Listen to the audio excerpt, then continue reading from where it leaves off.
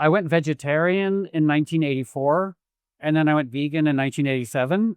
And so it's been 39 years. Next year will be my 40-year vegan anniversary.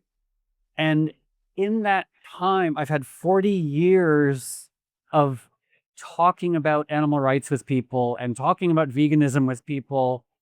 And what I've learned, I mean, obviously there's some aspects of it that are insane, that are just so confusing.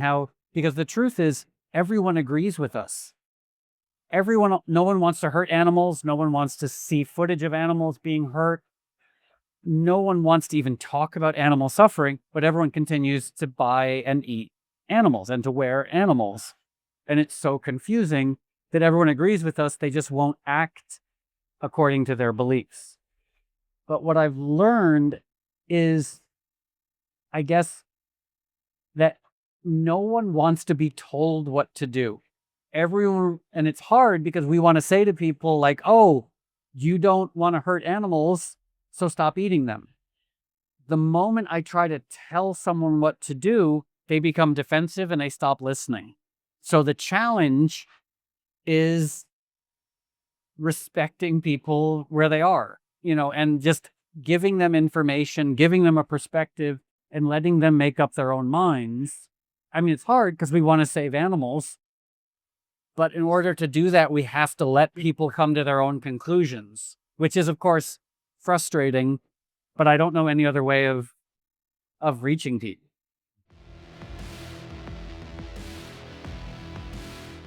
Well, I think living in a non-vegan world, living in a world where 1 trillion animals are killed every year, I think it just makes us insane.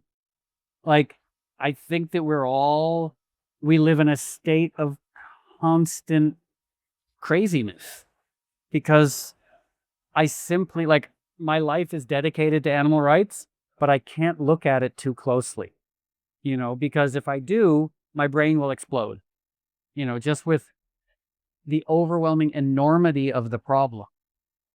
And so it's almost like to go crazy would be an indulgence. Because my only question is, am I helping animals? And if I go crazy, I'm not helping animals anymore. If going crazy would help animals, I'll go crazy tomorrow. But I always have to ask that question, my activism is not about making me feel good.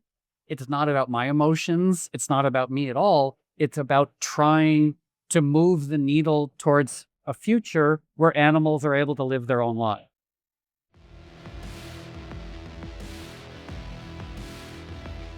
There are a lot of musicians, a lot of actors, a lot of even politicians, corporate leaders who will say things like, oh, I'm not going to have opinions about politics. I'm not going to have opinions about the environment. And to me, just fuck that. We don't live in a world that allows people to not have opinions. The climate is collapsing. Democracy is under attack. 1 trillion animals are being killed every year.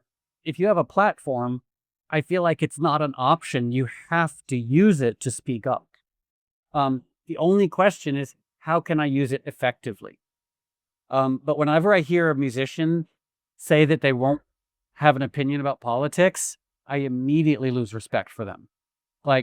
Especially if they're already wealthy. If it's some wealthy pop star who's just trying to protect revenue streams or protect endorsement deals, that's not the world we live in. The world we live in requires people to speak up.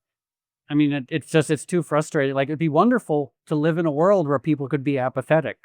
If climate change had been defeated, if democracy was protected, if the rights of LGBTQAI people were enshrined, if animals weren't being killed, by all means, at that point, then don't talk about politics. But that's not the world we live in.